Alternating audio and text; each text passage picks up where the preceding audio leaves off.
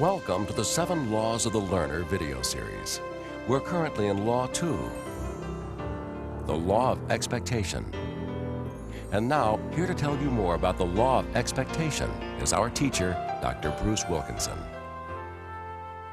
Thus far, you should realize the big idea of the law can be summarized by this quote: both he who expects great things of others and he who expects little will receive what he expects.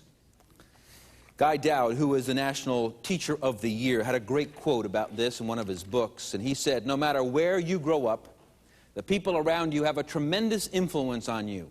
They helped shape and mold your life and your dreams. And when you grow up, you're going to be on someone's list as well." And the issue for the second half is, how do you get on that list? How do you practically do that? And how do you verbalize that expectations? The teacher should influence students' learning by adjusting expectations. Kenneth Blanchard, in his book, The 1 Minute Manager, said, "Everyone is a potential winner. Some people may be disguised as losers, but don't let their appearance fool you." You know, to be quite honest with you, do you know when we all need blossoming the most? When we're the least desirable to blossom. It's when we're in a rut, or we're not particularly likable, that we need somebody to come along and say, "It's okay, I think you're wonderful," and mean it. Well, this is the series on Apple, and our logo of an apple enabled us to draw a couple of cartoons that are really appropriate at this time. Because in a sense, all of us are born as little apple trees. And our parents come along and they water us and they care for us, and we grow and we flourish depending upon how our parents treat us. And then eventually we get transplanted into school, and maybe it's a 5th grade teacher that comes along and loves us and hugs on us and gives us some plant food and cares for us, and we grow a little bit more. And maybe it comes along and it's our coach. We bore our first apple, and we get our first blue ribbon, and we feel like we're ready to conquer the world. As you get a little older, the people who blossom us have to play from time to time a different role, don't they?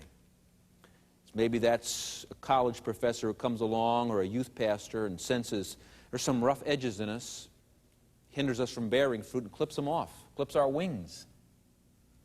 Some of the people that have helped me the most have been the people who clip the wings. Love me enough to clip them pretty hard. What's the goal of it all, though?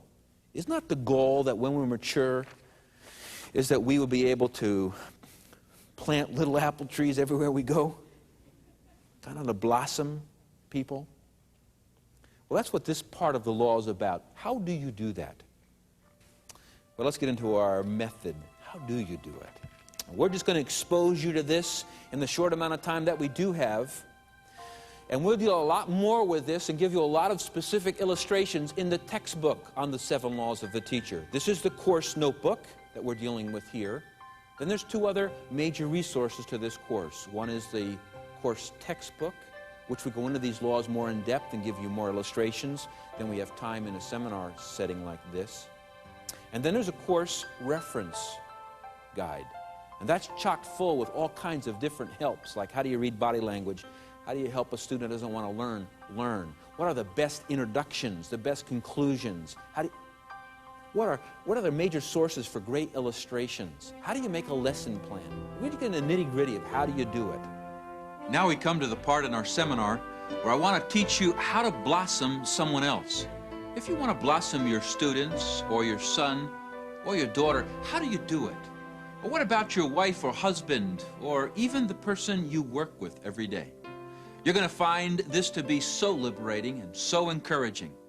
Right now, we're in a classroom together, and up on the blackboard are the 5 boxes that are similar to the ones in your notebook.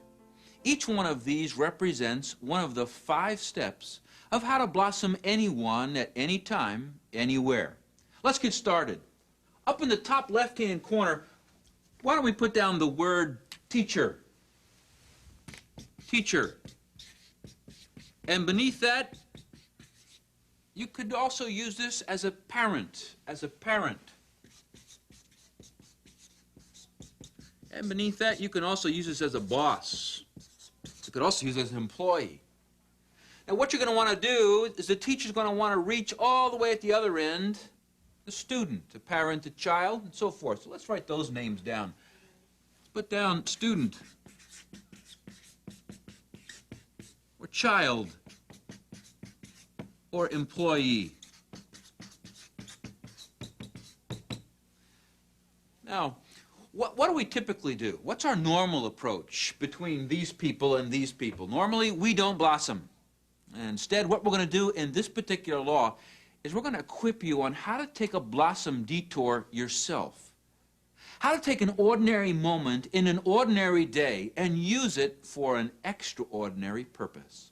Step number one is the word examine. Examine.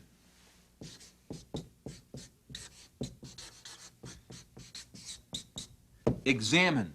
This is where you give attention to what's going on. Your antenna is up. You're giving close supervision to what on earth's going around right in front of you. You don't need to make something up to blossom someone. You just need to see what's already going on around you, right in front of you. So put down the word attention. Attention. I want you to pay attention. Have your antenna up. Watch for opportunities to blossom somebody. Now, step number 2, right here. As you're watching for something, the next thing you want to do is to bring it to the light. Take that action, that activity, out of the darkness and help the other person realize that you saw it. So you have to expose it. You have to expose. Step number 2, expose. You have to tell them what you saw. You have to tell them what you heard. This is the basis upon which you're going to eventually blossom that person. This is where you have to tell them, this is what just happened. You have to let them know you saw it. So put down the word description.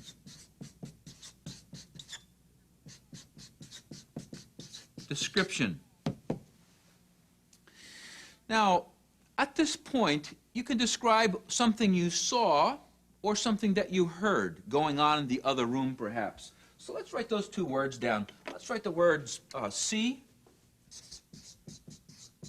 and the word hear. Something you see or hear. Now, what could you use to start that part off? You're watching right here. You're watching. Your antenna is up. All of a sudden, you see something. So how can you start that part off? Maybe you can use the words, you just did. And then tell them what they just did. You just did. And then tell them something they did. Something in the past. In the past. For instance, let's say Johnny comes home and has got his first A in science. And he comes at home and he's all proud and you see it. You could say, good. Or you could say, oh, this is an opportunity. So you come over and you tell him, Johnny, you just got your first A in science. Now, as soon as you tell that person what you just saw, you need to pause for a minute. Let that other person realize what you just said. Let's write the word pause right here.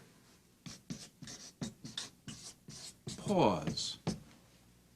Now, the next thing, step number 3, is you want to tell that person how you feel about what they just did. Remember, this isn't how they feel, it's how you feel about what they did. So let's go back to Johnny for a minute. He comes in and you said, Johnny, you just got your first A in science. But now if your antenna's up, you can use that occasion to blossom him. You saw it, you described it.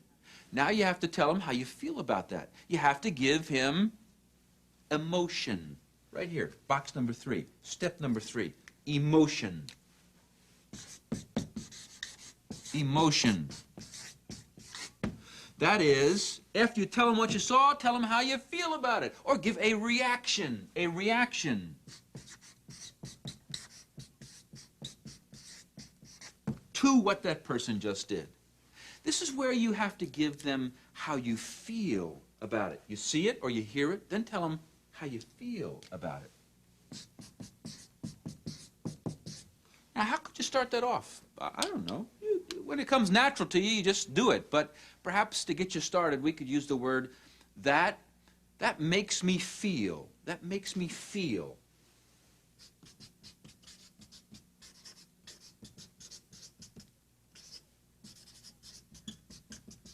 And then fill in the word how you feel. So Johnny gets the A, you told him it, you paused, then go over to Johnny and say, Johnny, that makes me feel so proud of you, son. That's absolutely wonderful. Now here's Johnny beaming. You know, here's Dad giving a wonderful expression of how his dad felt about the grade. So after that feeling comes out, what should you do? You should pause again. Let that feeling sink in. Let him bask underneath the warmth of that comment. So suppose we better put the word pause here. Now remember, this is something that took place in the past. You saw it happen. You talked about it. Then in box number 3, what you want to do is tell them how you feel about it right now. This is in the present. This is how you feel now about that. So let's put the word present here. Now, you're in a very important box here. This box number 4, step number 4, this is the most important. I want you to star it, circle it, underline it. This is it, gang. This is the important step. Up to this point, you haven't blossomed anyone. What you really have done is given a compliment. Here's what Johnny did. Here's how you felt about it. Wonderful. But you know what? I don't think that a compliment has that much power to influence a person's future. Do you know why? It makes them feel good about something they did in the past, but deep down inside, a person's not quite sure that they can do that again. So what we want to do in this step is not to center on the past, but turn around like this, and to influence the future. It hadn't happened yet. Just don't congratulate them on the past. Bring them over into the future. So an expectation looks beyond the present, and it takes the past, and it draws it right to the future. It kind of pulls that person into that direction. Therefore, take that person's attention off of what they did and redirect it into what they can become. This is an action. This is something in the future out here. And when you do that, when you talk about the future, you know what happens? You just entered blossom territory. What you want to do now is you want to create a dream in the heart of that person for their future.